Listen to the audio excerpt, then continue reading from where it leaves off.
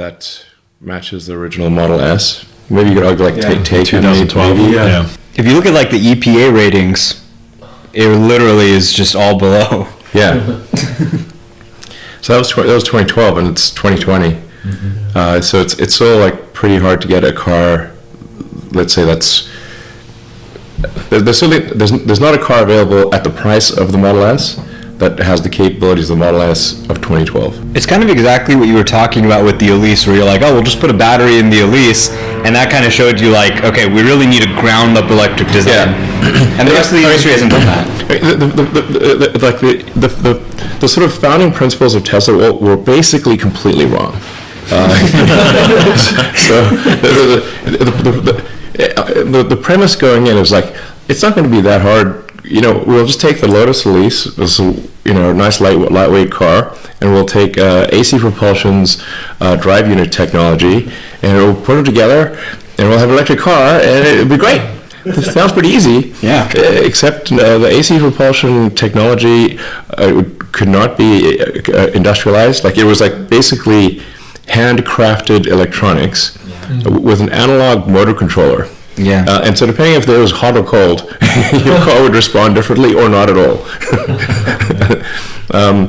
And the motors were hand wound. It was just like it was like impossible. You cannot scale this technology. You can have like finicky, individually made, super expensive prototypes, but we ended up using none of the AC propulsion technology. So. It's something that looks cool and works well at an individual prototype level, does not necessarily scale.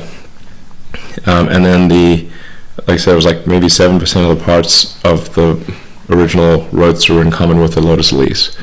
It would have been way easier if we started from a blank slate.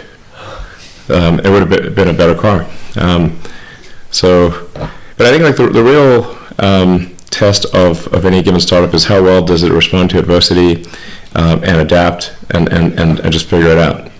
So like most things are just, when they start out, they don't make a lot of sense.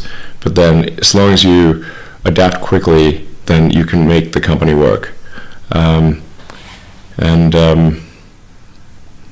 If you say like sort of Confinity, doing Palm Pilot tokens with an infrared port made no sense, but they adapted quickly to online payments. That was key. At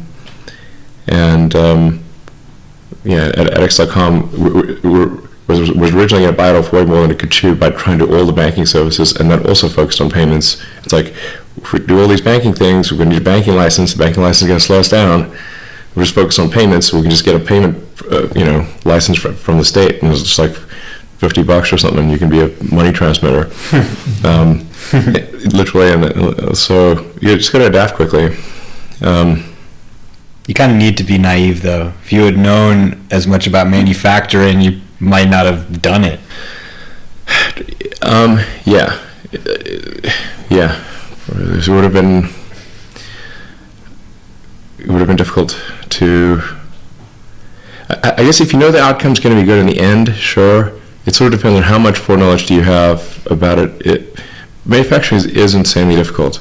It's underappreciated in its difficulty. Yeah, no, that's totally true. Yeah.